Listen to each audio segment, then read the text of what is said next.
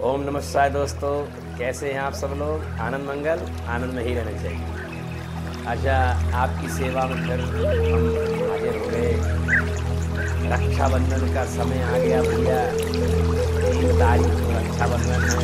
भाई बहन का बहुत गहरा और घनिष्ठ रिश्ता है ये, और बड़े बुढ़ों का आशीर्वाद का भी बहुत बड़ा पर्व है।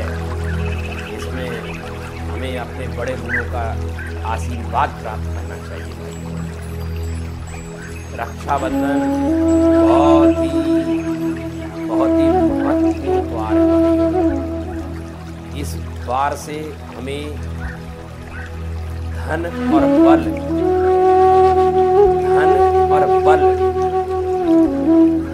और आशीर्वाद प्राप्त होते हैं। धन भी प्राप्त होता है, इसमें बल भी प्राप्त होता है, आयु भी प्राप्त होती है, और भाई बहनों सबका आशीर्वाद प्राप्त होता है। तो इसमें इस रिश्ते में बस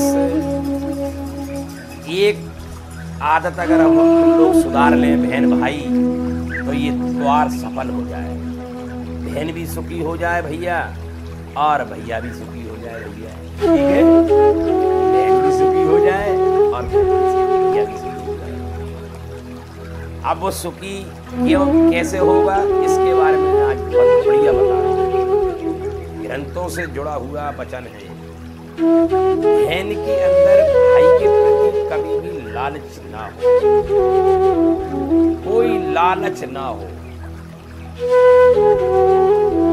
मैं भाग्यशाली हूं कि मेरा भाई है। तो अगर वो लालच के वशभूत होकर रक्षाबंधन कर रही है, तो उस बहन को परमात्मा की तरफ से कुछ मिलने वाला है। भाई ही दे देगा, बस भाई ही देगा, ताकि परमात्मा से। अगर आपके अंदर भाई के प्रति लालच के वशभूत होकर रक्षाबंधन करें, और भाई के अंदर ही निष्काम निस्वार्थ भावना से अपनी बहन की रक्षा करने के लिए कर्मठ रहना चाहिए कि मैं अपनी बहन की हमेशा रक्षा करूंगा, हमेशा मेरी बहन की सेवा करूंगा, हमेशा उसके दुख दर्दों में हमेशा उसका हाथ बटाऊंगा। ये भाइयों बहनों, अगर ये 2 काम बहन और भाई आपस में एक दूसरे के रिश्ते को कायम पूरे जीवन भर रखना चाहते हैं, तो भाई निष्काम और निस्वार्थी हो जाए और दया का पात्र बन जाए, और बहन की सहायता करने वाला वक्त पर। और आपने एक चौपाई रामायण में पढ़ी भी होगी और सुनी भी होगी। वो सबके लिए है, बहन के लिए भी है, भाई के लिए भी है, पिता के लिए भी है, माता के लिए भी है, गुरु के लिए भी है, भगवान के लिए भी है, पति के लिए भी है, पत्नी के लिए भी, सबके लिए हो। उस चौपाई सबके मुख पर, जवान पर रखी। धीरज धर्म मित्र और नारी, आपत्काल परखियो चारी। देखो भाई,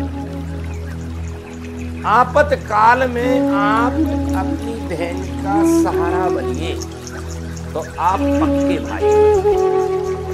आपत्काल संकट आप उसका सहारा बनिए, उसके दुख को भूलिए, तो आप सगे भाई हैं, नहीं तो आप स्वार्थी भाई हैं।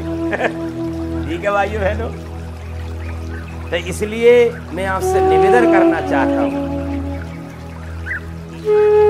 कि अपनी बहन से हमेशा कुछ चाहत नहीं करनी है आपको, और बहन को भी भैया से कोई चाहत नहीं।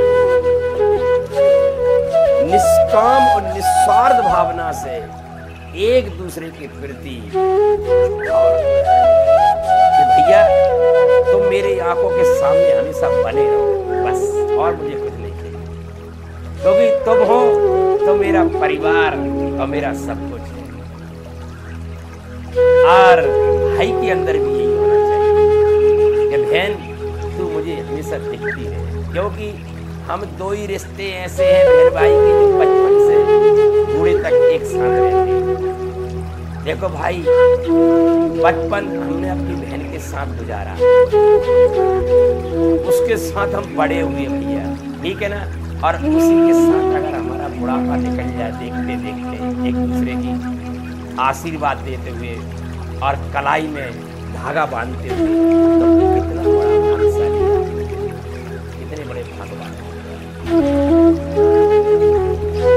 जिस बहन ने अपने भाई को प्रेम का धागा बांध दिया ना भाई, दया का धागा बांध दिया ना भाई, आशीर्वाद का धागा बांध दिया ना, तो इतिहास उठाकर देख लो, इस धागे की बड़ी इसकी कीमत आज तक कोई छुपा नहीं पाया। भगवान नारायण विष्णु भगवान इस धागे के वसूल हो गए। राजा बलि का नाम सुना होगा, राजा बलि का नाम आपने सबने सुना है। लक्ष्मी राजा बलि तब से ये परंपरा चली आ रही है। और भी स्कंद पुराण में भी इसकी बहुत बड़ी कहानी आती है। धागे का अर्थ होता है प्रेम, धागे का अर्थ होता है दया, धागे का अर्थ होता है क्षमा, धागे का अर्थ होता है आशीर्वाद। बहनों, इस धागे का आज तक कोई कर्जा नहीं चुका सका।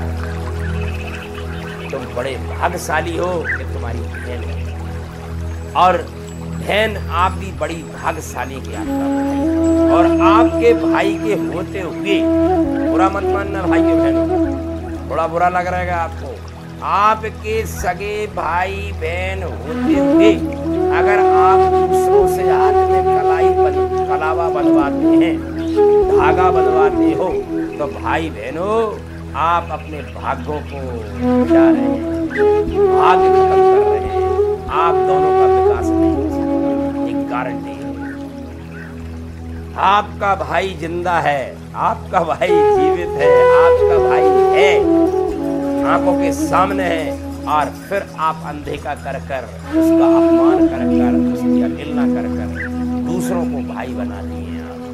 तो बहन, ये आप ठीक नहीं कर रही। आप अपने बच्चों का, अपने आदमी का और अपना सब भविष्य खराब कर। यही भाइयों से निवेदन है मेरा कि कभी भी अपनी सगी बहन का दिल ना तोड़ना है। और साल भर में कोई त्योहार तीजों में मान सम्मान करे ना करे भाई, वो तुम्हारे हाथ में है। करना चाहिए, सम्मान ही करना चाहिए, मान दान का, लेकिन रक्षाबंधन के दिन अपनी बहन को भैया रक्षाबंधन से पहले निवेदन करना चाहिए और उसको अपने घर लाना चाहिए, क्योंकि वो आपका ही तो मायका उसका है। आपके पास नहीं आएगी तो कहाँ आएगी बताइए आप? माँ बाप ने तो कन्यादान कर दिया, लेकिन भाई और भौजाई तो है। हमारा धर्म है कि अपनी बहन को अपनी धीरी पे बुलाने का कर्तव्य है आपको। उसको अगर आपने अपनी धीरी पे रक्षाबंधन के दिन नहीं बुलाया तो आप ऐश, कीर्ति, लक्ष्मी और धन और विद्या सब खो दोगे भाई, क्योंकि बहन साक्षात लक्ष्मी जी की बड़ी बहन है। षोडश मातृकाओं में बहन, बड़ी बहन का नाम आता है। जब ब्राह्मण लोग कर्मकांड पूजा पाठ कराते हैं तो उसमें षोडश मातृकाएं जो देवियां हैं, 16 देवियां, उसमें बहन का भी एक शब्द है। भाइयों बहनों, आप लक्ष्मी जी की बड़ी बहन की जानकारी लेना चाहते हो तो मैं आज बता देता हूँ, वो आपकी बहन है आपकी। इसलिए उसको रक्षाबंधन के दिन अपने घर में जरूर लाएं और उसका दिया हुआ मिठाई, प्रसाद जरूर ग्रहण करें, ताकि आयु, बल और धन तीनों चीज आपकी बढ़े भाई, और आपका खूब विकास। बहन हमेशा यही चाहती है, अच्छी बहन हमेशा यही चाहती है कि मेरा भाई तरक्की करे, मेरे भाई की लंबी उम्र हो, मेरा भाई हमेशा सुखी बने। और ऐसा ही भाई का भी धर्म बनता है कि मेरी बहन हमेशा सुखी बनी रहे, हमेशा मेरे हाथ में कलावा बांधती रहे, धागा बांधती रहे और मुझे आशीर्वाद देती रहे, और मैं हमेशा उसकी सेवा में हमेशा उसके चरणों में। बहनों, थोड़ा सा ध्यान दें, ये रक्षाबंधन का त्योहार आ रहा है, इसका बड़े भाव से, बड़े प्रसन्न मुद्रा से आप एक दूसरे की सेवा करें और कराएं। ओम नमः शिवाय।